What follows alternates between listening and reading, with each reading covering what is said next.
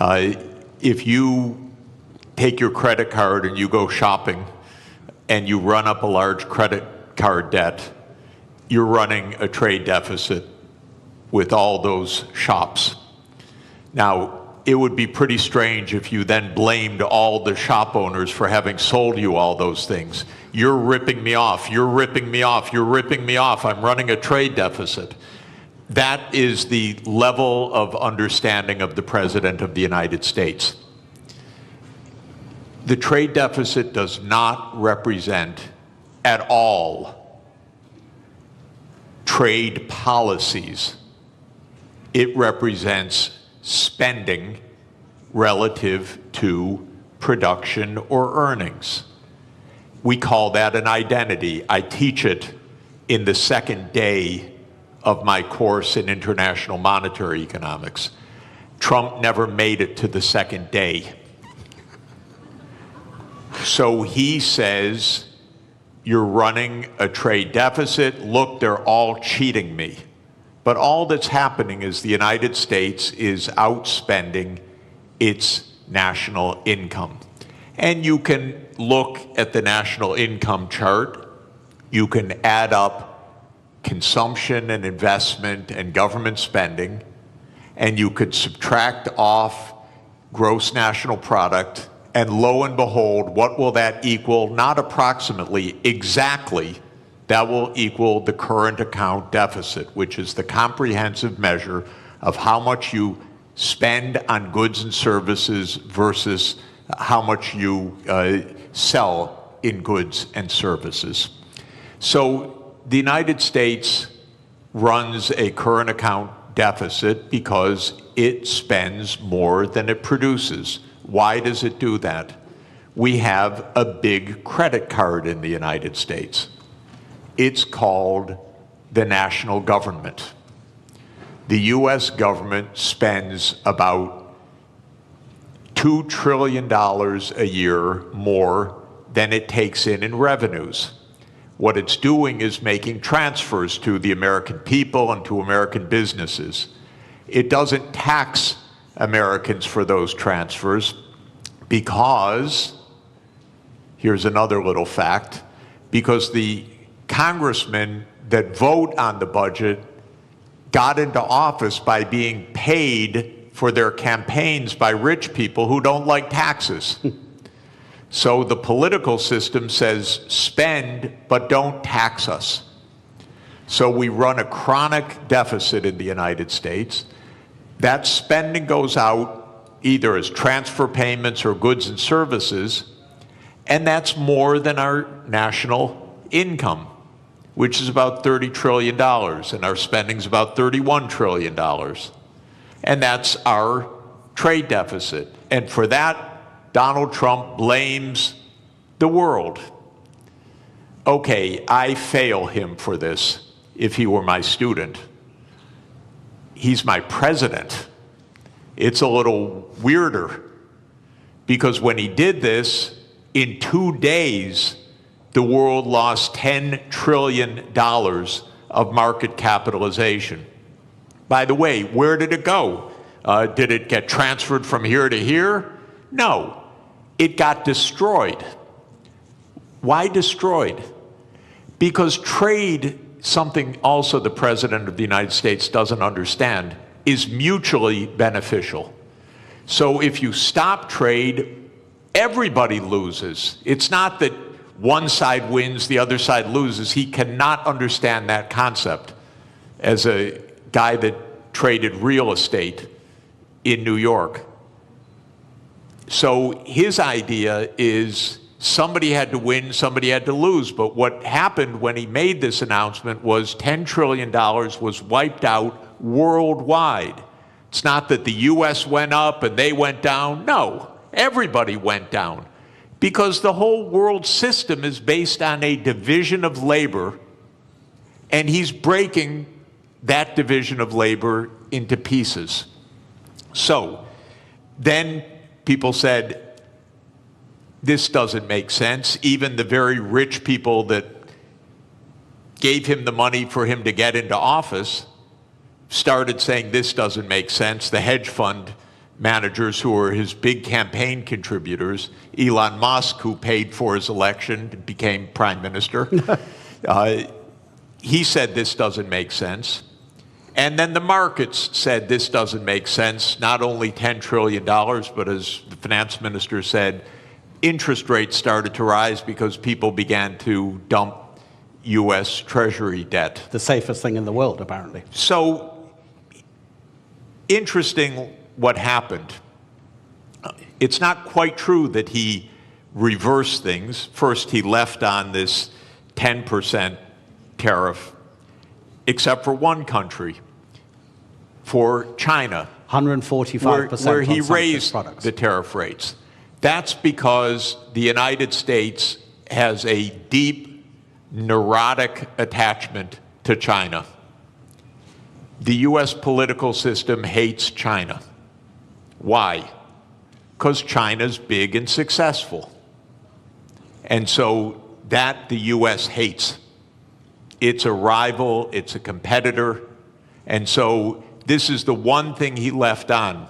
Now he's going to mess up everything with this too, because in a trade war between the U.S. and China, China wins.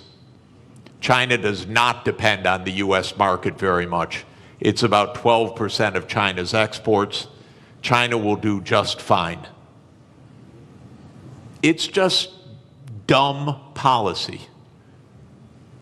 There's no more, sorry to say it, there's just no more explanation to this than that. It makes no sense. Now, it raises, if I could, just one last point. How can this happen when it makes no sense? And that people should understand, we are in one-person rule in the United States. Our political system is in a state of collapse. What President Trump did is an emergency decree. Everything he does is an emergency decree. Literally, you can go on to whitehouse.gov and then follow the menu to executive decrees. And there are dozens of them. And each one starts the same way. With the powers invested in me as President of the United States, I hereby declare A, nonsense, B, nonsense, C, nonsense. Because he's king. Those powers are not invested in the President of the United States. They're invested in the Congress. You read Article 1, Section 8 of our Constitution. It says that all duties originate with the Congress. And specifically in the lower house, all legislation has to start in the House of Representatives. But the U.S., starting in 1945 after World War II, became a military state to a large extent. And so it sprinkled in its legislation emergency, emergency, emergency. And Trump doesn't have to prove anything's an emergency, he just has to say something's an emergency. So suddenly the trade deficit became an emergency, and on that basis he issues a one-person rule. Even his aides don't know what he's doing. You raise one final interesting issue, which is that the market recovered about $4 trillion when he reversed. Anyone who knew that 5 minutes before made billions. This is not the cleanest government in the world, I can tell you. I'd be hugely surprised if some people didn't know just a bit ahead of time, starting with members of the U.S. Congress, by the way. Look, we'll get into the more general issues about protectionism and the end of globalization, in a minute, but I think what's happening and the directives coming from the White House is such a perfect example of what this panel is about. I'd just like to stay on this just for a few more minutes. Minister, is protectionism always a short-term aim And does it always come at the expense of the longer-term gain? Donald Trump hasn't said it in public, but apparently in private, during his first term, he was asked about the problem of the US national debt. And his answer was, I don't care because I'll be dead by the time it's a problem. And apparently that's also his approach to the climate crisis. So is this protectionism coming from the White House, a short-term fix which is going to hurt America in the longer term in terms of how it grows? It's not a fix. It's apparently a quick fix, but it's fundamentally flawed, as Professor has very clearly stated. Look, protectionism is nothing new. If you look at post-global financial crisis, the number of annual trade restrictions have gone up dramatically. In fact, like last year, there were over 3,200 trade restrictions. That is almost 11 times higher than what it was pre-global financial crisis. So this has been a trend, but what we have seen over the past week or two is clearly a new level.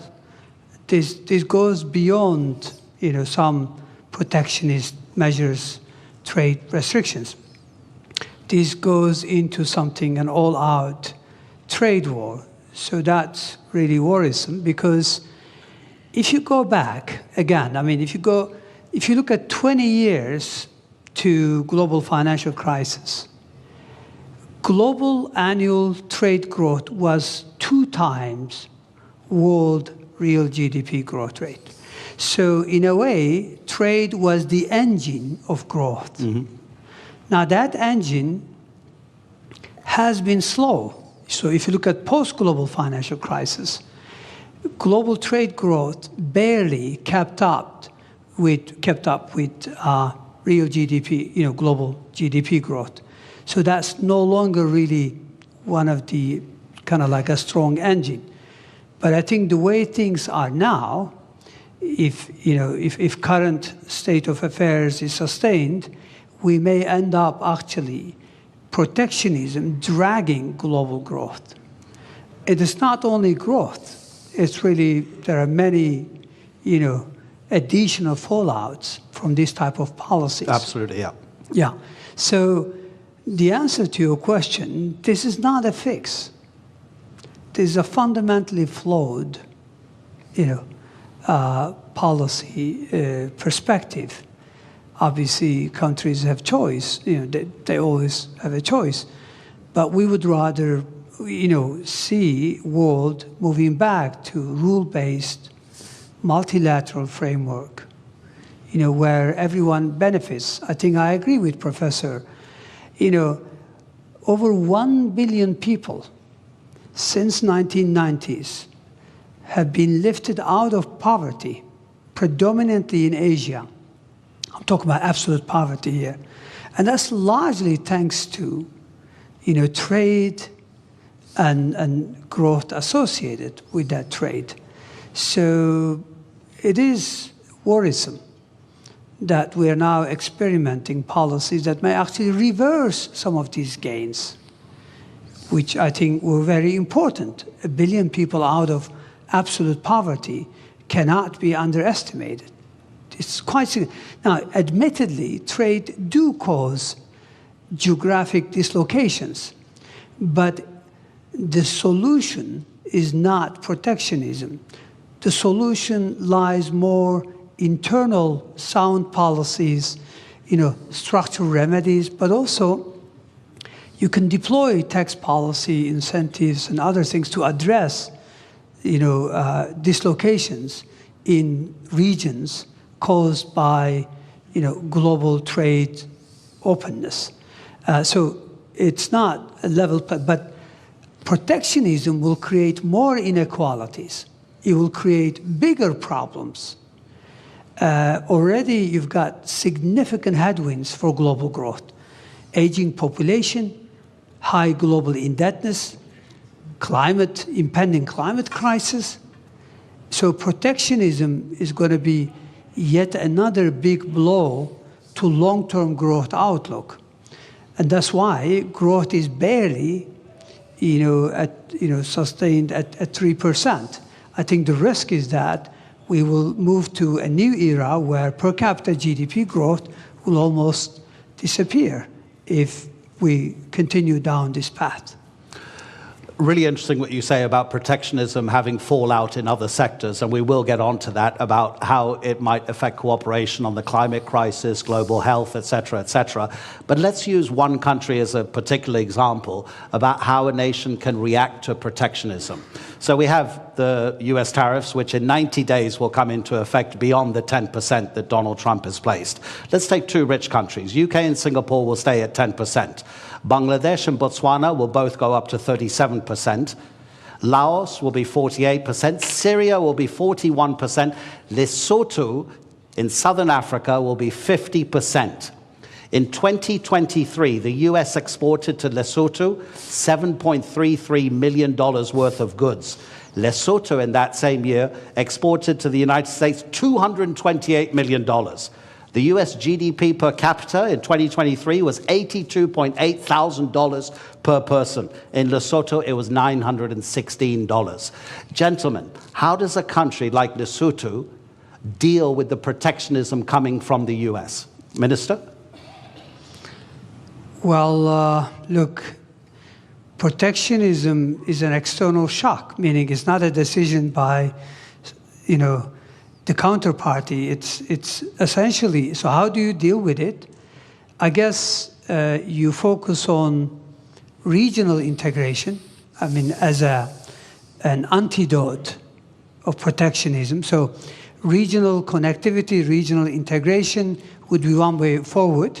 So, instead of globalization on a big scale, you focus on how you can deepen and broaden your ties with your immediate neighborhood or countries that are still willing to entertain rule-based trade. So I think that's the only way.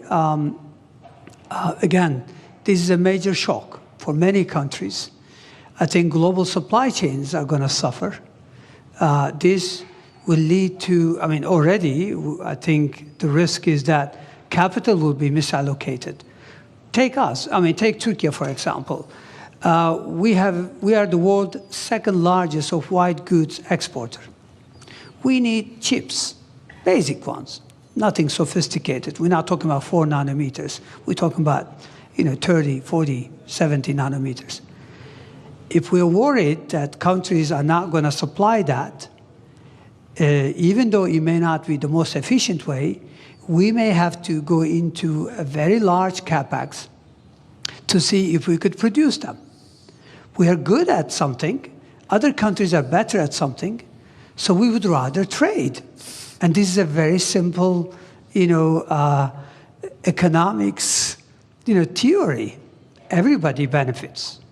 So I don't think, X country or Y country, there's not much they can do except to look at ways in which they could mitigate the fallout from not being able to sell goods to the United States. But Professor, that takes a long time to arrange because, of course, the shock is immediate. You can't make deals that quickly, can you? I think the particular tariff rates that Trump announced last week that led to that financial bloodbath are not going to come back. So I don't think we're going to hear again about those numbers after 90 days. 90 days in U.S. time now is infinity. It's eternity. We'll never hear those numbers again. Where did those numbers come from? Something, again, so stupid you can't believe that any country would do this. But the idea is the following. As I said, if you want to know what your trade balance is, you earn some income, so you sell some services to somebody and you buy things. And if you spend what you earn, you're in trade balance. Technically, you're in current account balance.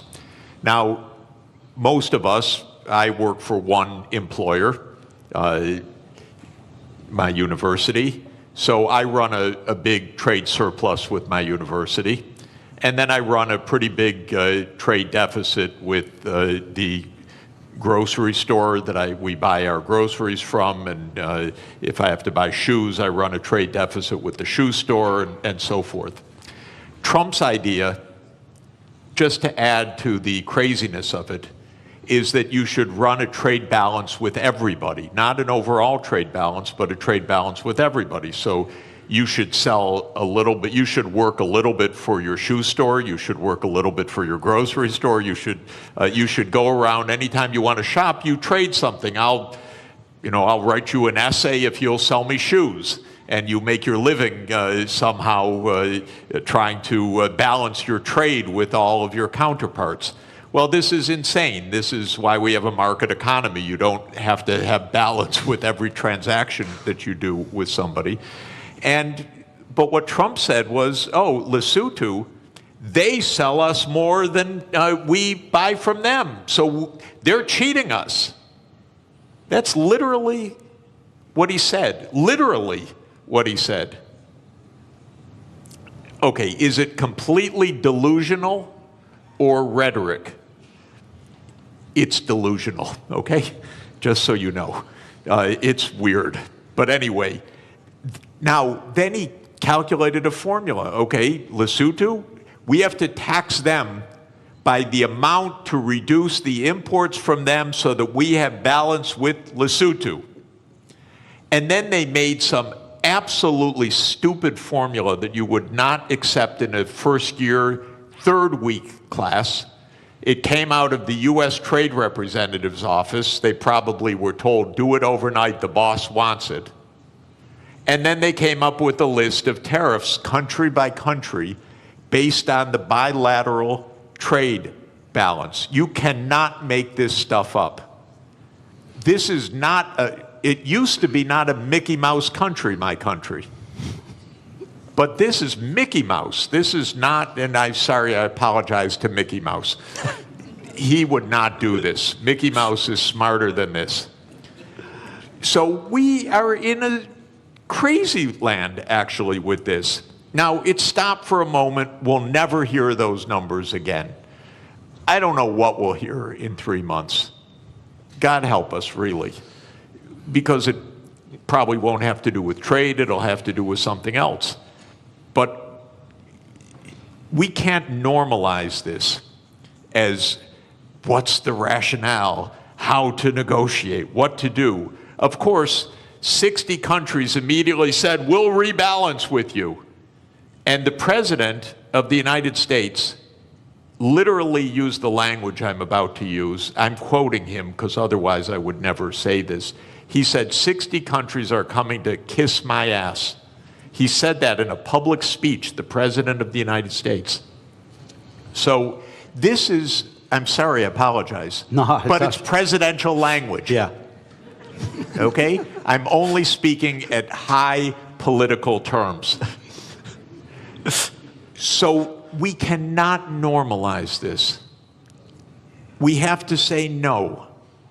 We didn't spend 100 years on 200 years, 207 years since David Ricardo put forward the idea of comparative advantage, okay? And we have been building the trade system since the ruins of World War II for 80 years. And we have been building the World Trade Organization, which the US led the creation of, I think it's fair to say, for 31 years. This should not be normalized to try to figure out what is the theory of this.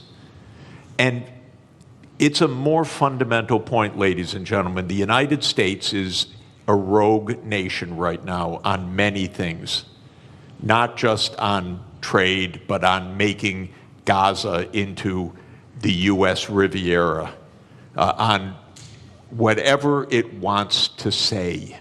It's a little bit of a rogue nation. For the world to hold together, the rest of the world has to say, we're not going down crazy lane. We're going to be responsible. We're going to go to the UN. We're going to go to the World Trade Organization. We're not going to get into this downward spiral. Because if we normalize craziness, there is no way out. You mentioned Mickey Mouse, but there's a kind of a theme here from Bloomberg, the news agency. These are its headlines in the morning and the afternoon of Tuesday, Wednesday, and Thursday. Tuesday morning, this is madness. In the afternoon, a clown show. On Wednesday, stocks keep falling. In the afternoon, could have been worse. Thursday morning, assessing the damage. Thursday afternoon, Trump blinks. Minister, and by the way, if I yeah. may, because it's interesting, because I'm living in this crazy world, the Secretary of Treasury, then, with all deference to a person who has a very hard job, he says, this was planned all along when Trump dropped this.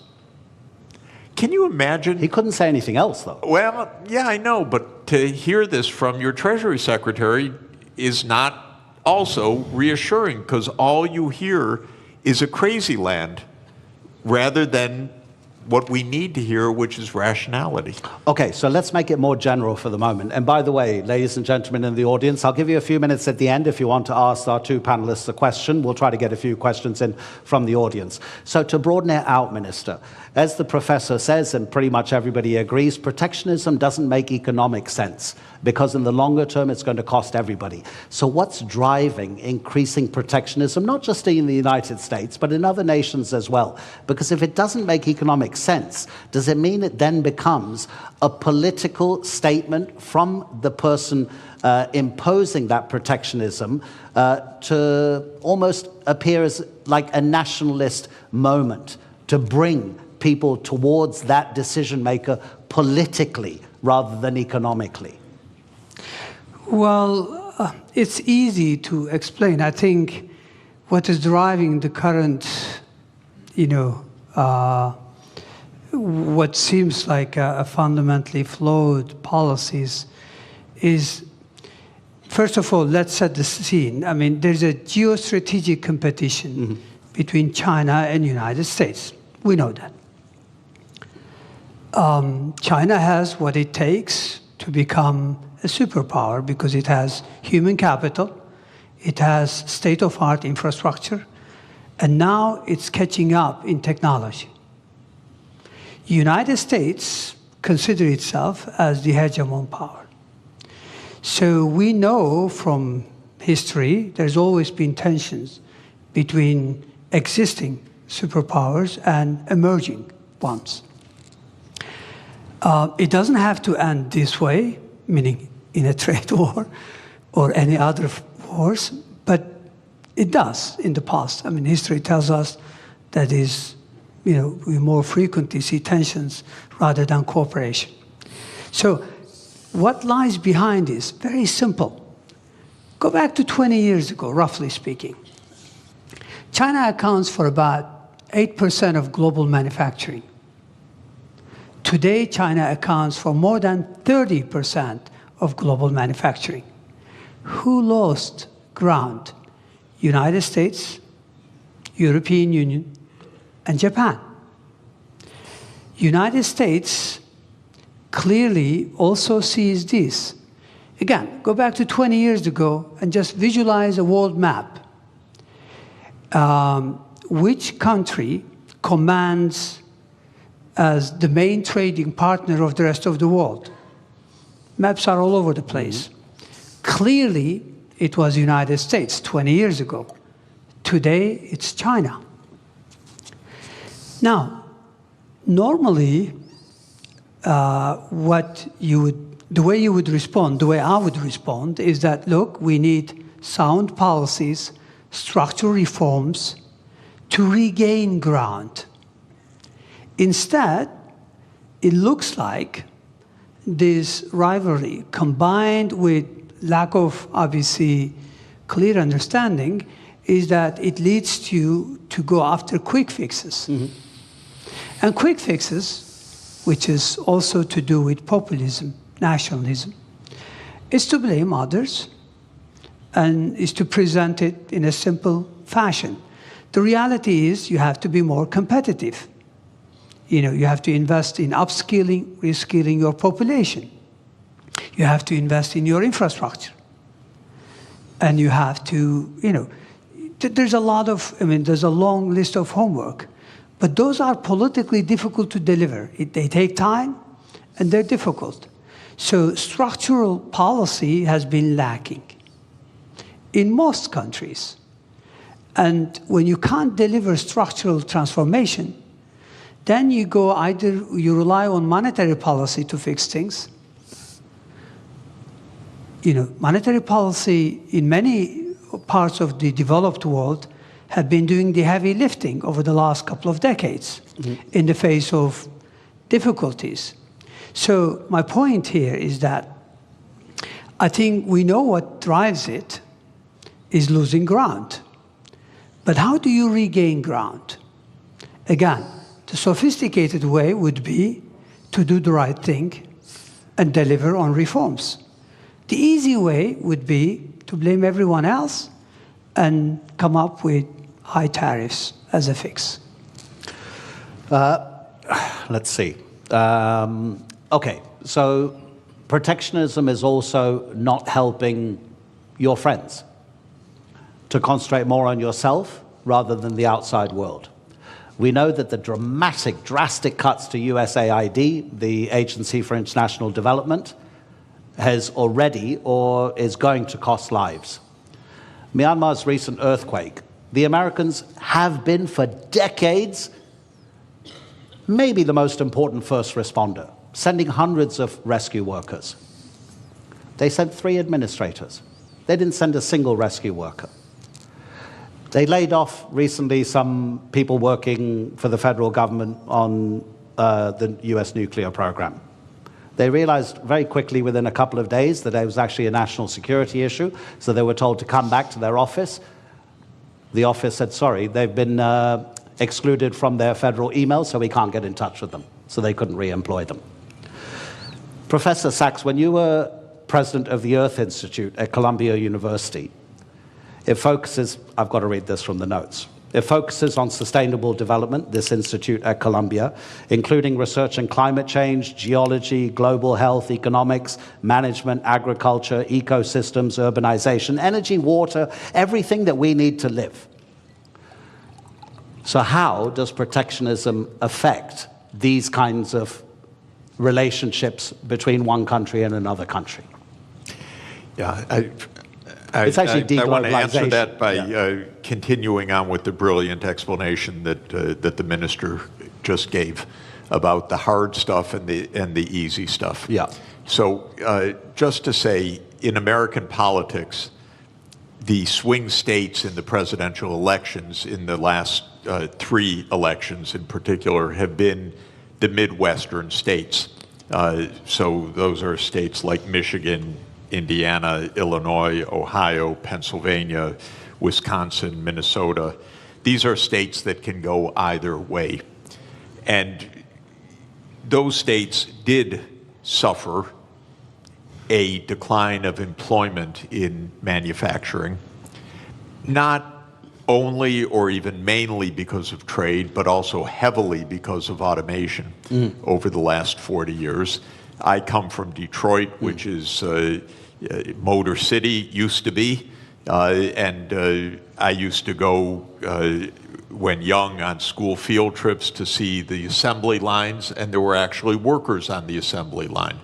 But now if you go to an automotive plant, it's all robots, very, very few people inside. That's not because the jobs went overseas. In that case, that's because the assembly line itself became an automated phenomenon.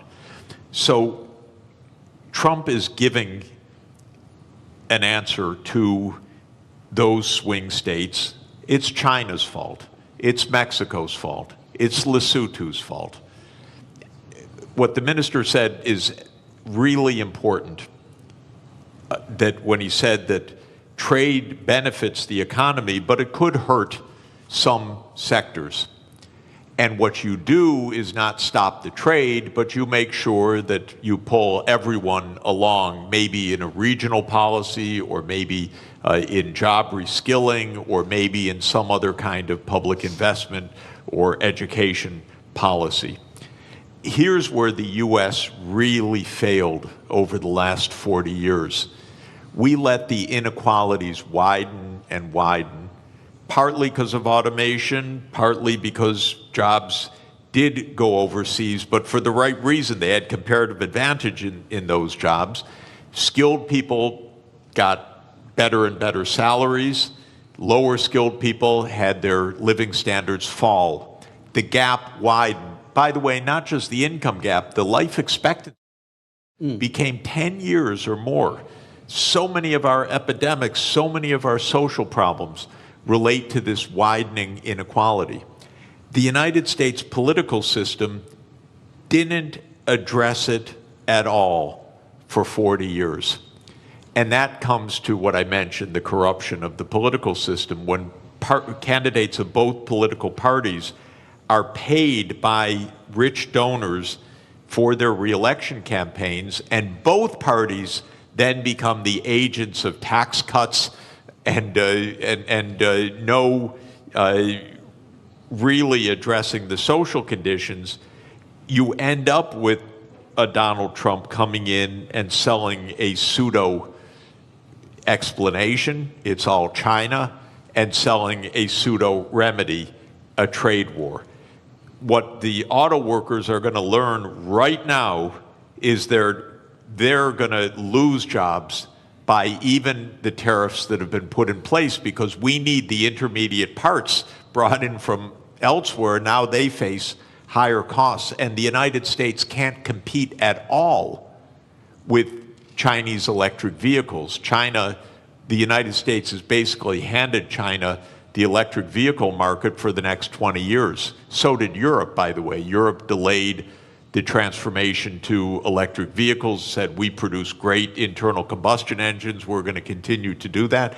The world actually needs electric vehicles because of the climate crisis. So all of this is to say the real hard work is to think ahead. Mm-hmm. The country, by the way, in my experience of working all over the world in the last 40 years, that thinks ahead the most is China. Mm-hmm. China's success is not random. China's success actually is a lot of forward-looking planning. In 2014, China issued a document called Made in China 2025. And it wasn't a protectionist policy, it was, we need to invest in the technology so we can be at the forefront. I think in 8 of the 10 sectors that were identified there, China succeeded in reaching the forefront. In 2017, China made a plan for artificial intelligence. This is already 8 years ago. DeepSeek didn't just come out of nowhere, it came out of a long-term strategy. So this is hard work that actually pays off. This is what every government should do. This is what every country should do, is look ahead. Now, you mentioned very interesting idea. We got a president who doesn't understand and maybe doesn't care about the future in the same way. But just to say, the biggest issue on the planet should be the climate crisis, not all the things we're endlessly talking about. And every part of the world is going to suffer terribly by what has been built in terrible, very dangerous climate change. It's out of the headlines. But, you know, I had a very difficult job. I was the director of an institute with 300 climate scientists for 14 years, some of the world's leading climate scientists. The reason it was a hard job is that every week they came up and told me, it's worse than we thought. They would give me endlessly grim news. And the lead climate scientist at Columbia University is a man named James Hansen, who I regard as the world's leading climate scientist. And he produced a study in January that said it's much worse than we have thought. The world's temperature has gone up by 0.3 degrees Celsius in 3 years. We have had 21 months of the last 22 above 1.5 degrees. That's the new baseline, by the way. That's not because of an El Nino effect. That's the new baseline. We already blew the limit that we set 10 years ago in Paris that we said we would not exceed. We're already above it. And what Hansen says is we're rising at an accelerating rate. Now the average rate is probably between 0.3 and 0.4 degrees Celsius per decade now on average. So we'll be at 2 degrees excess. What all of this means is profound danger 20 years from now, 25, 30, but we're already seeing terrible danger today. I don't want to minimize what's already happening. Los Angeles burned down, massive forest fires in Korea last week. It's everywhere. My wife and I are nonstop traveling. Every single place we go is some kind of climate crisis, literally. It's a drought, it's floods, it's heat waves, it's pest infestations, it's forest fires. And the sea level is going to rise by many meters, which is not great for Istanbul, by the way, and not great for coastal areas. It's very dangerous what is built into the system. Now, what is Trump's answer for this? Yesterday, King Donald issued an executive decree to bring back coal. It's willful destruction of well-being, willful. And that is, again, he pulled out of the Paris Agreement. What I'm hoping, ladies and gentlemen, is the other 192 members of the UN have to say, no, we're not entering a crazy land. We're going to take care of our future. Right now, I live in a crazy land. But the rest of the world has to avoid the crazy land, has to avoid normalizing this. I don't know if any of you saw it during the height of the coronavirus pandemic. An Australian artist, cartoonist, drew a cartoon which had the first tidal wave, kind of a tsunami of economic recession. There was a bigger tidal wave tsunami behind it, which was COVID-19, and then a huge one over both of them, which was the climate crisis. So get ready, I'll give you a chance to ask a few questions, but I just wanted to address one final issue to the minister. And I was getting a bit depressed, Professor, when you were talking about that. I tell my kids since they were born, they're now 21 and 19, live anywhere you want in the world, but don't live near the coast or near a river. The professor is saying that the climate crisis is going to be one of, probably, I'm kind of, putting words into your mouth, Professor, that deglobalization, if it becomes more and more of a popular sentiment and policy, the climate crisis will be affected because of a lack of cooperation through deglobalization. Minister, what other big dangers do you see if the trend of deglobalization gathers pace?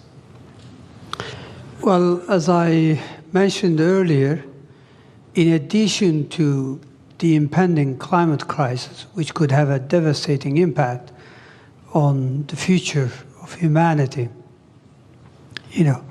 I think we are faced with significant headwinds that already exist, but some of them could become more complicated. One of them is high global indebtedness. Mm-hmm. If protectionism clearly goes the way it is today, meaning if we really go into these trade wars, and if this leads to higher inflation, even for a couple of years, if that's the case, then that means long-term interest rates are likely to rise. And if that is so, then many countries are already struggling to manage the debt service. Global indebtedness, if you look at it, overall indebtedness was 328% last year. 328% of GDP. Yeah. This is huge. When interest rates are very low, no big deal. But when rates go up, clearly that's a big issue. I mean, look at the Turkish scene. Yes, we've had a domestic domestic issue that led to some market turbulence. But what happened post-April 2, CDS have gone through the roof. CDS are country risk premium. Our external bond yields, 10-year, 5-year, they all gone up significantly on the back of these tariffs. I think there are already many countries, according to UN, that pay more on interest on that than what they are able to earmark for education and healthcare combined. So I think we already have issues such as indebtedness that the current trend could exacerbate. Aging population already could create huge constraints on public finances going forward. So those are some of the additional headwinds that exist that could actually serve as speed limit or a drag on growth. So I think the world, and I agree with Professor that the world has to, rather than going down this path, we need to cooperate more. We need to work more closely on climate change, on how to address other problems, because protectionism will also lead to probably global inequalities. If you don't allow AI chips to be freely available to everyone, clearly that's a big issue, because then many countries will be left behind in terms of tapping this AI that has immense potential to boost productivity. Protectionism is not limited to trade of goods and service. It's now associated with financial flows, with diffusion of technologies through FDI. So clearly, I think we'll be worse off unless we cooperate, unless we return to multilateralism. But sadly, right now, it's all about shift to minilateralism. A few countries getting together, but that's not enough. I think issues are too big for few countries to address. I think the rest of the world should come together. So yes, there are significant challenges. When you mentioned aging population, I have a good example from Europe, that only 2 countries on the entire continent are having enough babies to sustain their population level. That's Ireland and Portugal. So you imagine the pressure on the taxation system and the spending on those other countries that are not sustaining their population levels and are just getting older and older and older. Okay, let me look at the back as well if anybody has any questions. We've got about 7 minutes left. And please, make it a question, not a lecture, because if it's a lecture, I'll have to stop you. Gentleman over there and gentleman over here. Okay, please introduce, there's a microphone. Thank you very much. Doesn't work? Yeah, it does work. Okay, thank you very much. I have a question for Mr. Jeffrey Sachs. My name is Sarsin Anajer, and I'm from Harici News.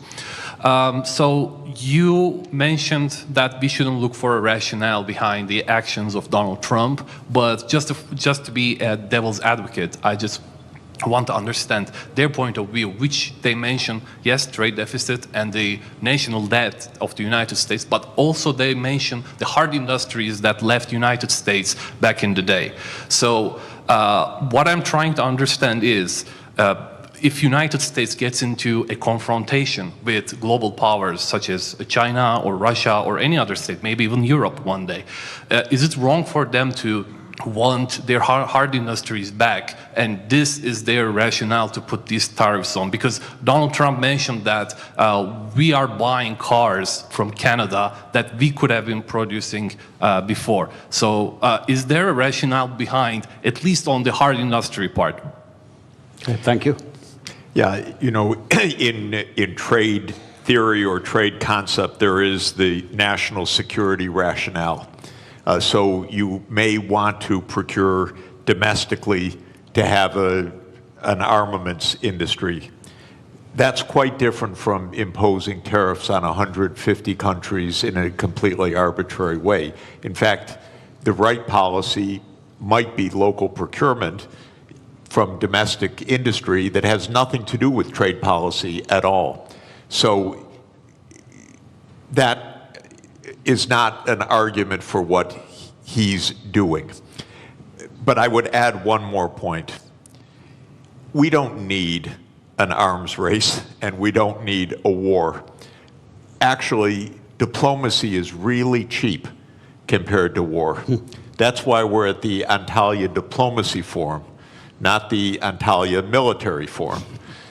So if Trump really wanted to save some money, we have almost 800 overseas military bases in 80 countries. This is crazy. So if he wanted to save money and close the budget deficit, I would close hundreds and hundreds of military bases and leave all these countries at peace, because wherever there's an American military base, there's a big headache, believe me.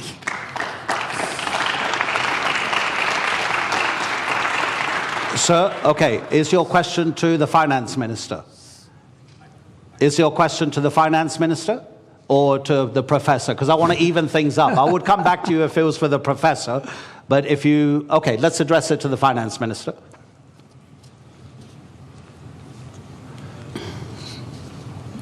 1, 2, 1, 2. My name is Riel Miller, formerly of the OECD, formerly of UNESCO, and formerly an advisor to finance ministers, so I can address my question to a finance minister. One of the things that's tremendously tempting, and it was really in part of what the last question was about, was the hard industries, right? So now let's go back to being an extractive economy. Coal mining, you know, in Canada, I'm Canadian originally, beaver skins, right, that we sent over. So resources, right? Now, we have seen in the past, historically, when there was a move from natural resources to manufacturing, it was quite difficult for the society and the politics to change, because the oligarchs of resources were not the oligarchs of manufacturing. So I have a question which relates to the historical context we're in. What if we're moving to intangible economies? What if we're moving away from tangibles in general, and those robots are going to take care of producing intangibles? How do we talk to people who are nervous and worried because they're accustomed? I go to Germany and I say, can Germany be rich without producing cars? And they go, oh, never. I said, well, could Britain be rich without producing coal? Never. And so we have this historical difficulty of making the transition. And I wonder what you can say in a country like Turkey, where you are making the transition through industry, and China through catch-up and convergence. But can we begin to talk about going beyond the tangible economy? Of course, we can imagine, because if you look at the last couple of 100 years, there has been significant, trends. I mean, if I'm not mistaken, if you go back to 200 years ago, 90% of employment was in agriculture. Today, in developed West, it's about 1%, 2%. But we are much better off. So I think we can extrapolate. It's true that we may achieve artificial general intelligence soon, meaning within a year or two, and according to experts, maybe artificial superintelligence within 5 years. And assuming that also gets converted in robotics and advanced manufacturing, chances are the traditional employment will no longer be there. So we have to come up with obvious. So that's why I think, it seems like today's debate, considering